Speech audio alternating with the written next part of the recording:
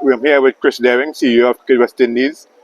First thing first, congrats on your appointment as CEO.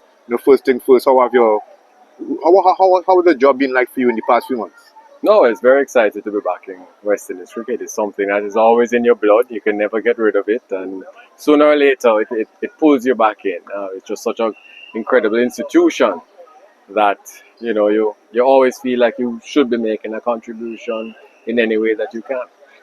And also now you have been watching the inaugural West Indies Breakout League from CWI perspective. How was it like? No, we love it. It really feels a gap, feels a need.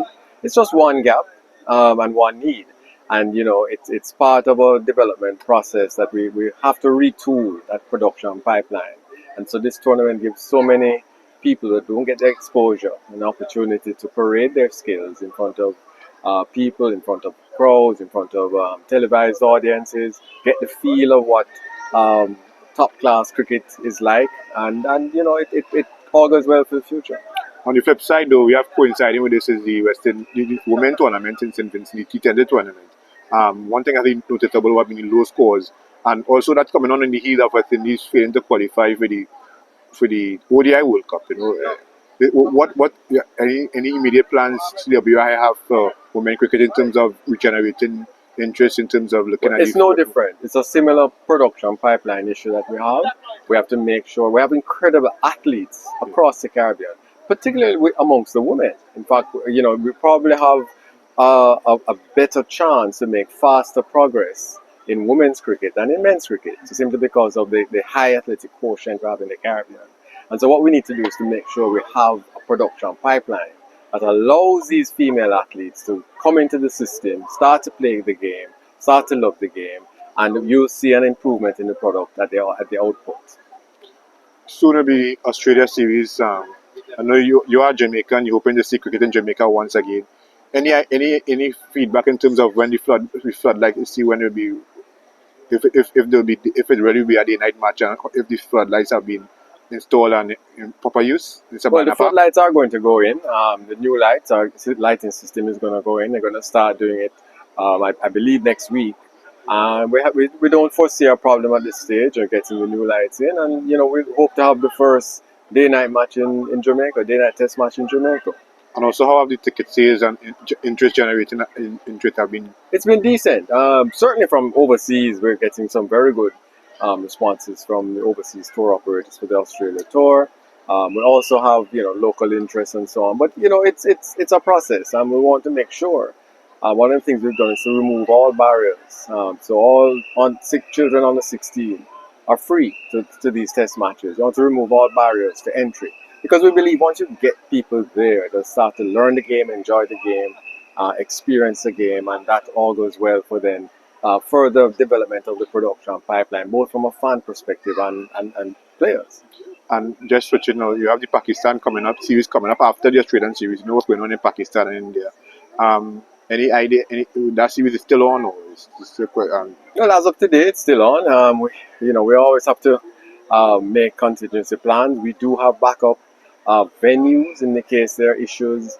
We will always have contingency plans. And look, we can't plan for everything. We can't. If who can plan for a war? The IPL, with all its money and all its power, had to suspend its operations. So that's the reality of it. But as of now, we're still hosting the series. You also keep in touch with the players in both the IPL and PSL in terms of the West Indies players, that is, in terms of when they could come back home, or if they'll stay in the respective, like in India, then understand the IPL will resume soon.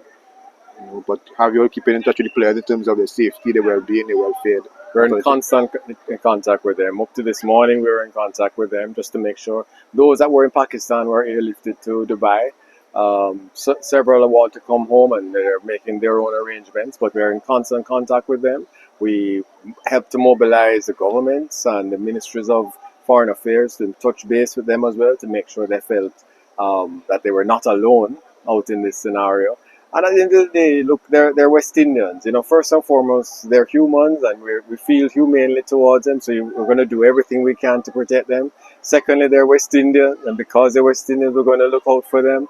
And of course, last but not least, they're our most valuable assets. and we need to make sure that we cherish them and make sure we give them as much comfort as we possibly can. Okay, Chris, on that topic, any outside thoughts, remotely or otherwise, of discussion with BCCI or PCB to even entertain finishing up both torpedo tournament in the Caribbean? Look, it's always a thought that pops into your head, but the reality is that it's a very special scenario. That is not saying that the Caribbean is not capable, but the Caribbean may not wish to involve itself in the issue, because that's basically what you risk. And I can tell you that countries who even the UAE, who in Dubai, who would have considered hosting, they may not host, simply because of the high security risks. And it's a very sad situation all around, really. And there's also talk of economic value. Obviously, world tournaments are hinged on Pakistan v India and the dollar value. Well, the world of cricket is impacted by whatever happens in the South Asia. India is such a financial powerhouse. The Indian market is such a huge part of the global cricket market, in terms of revenues and as well as population. Attendance around the world is now becoming more and more dominated by Indians in the diaspora.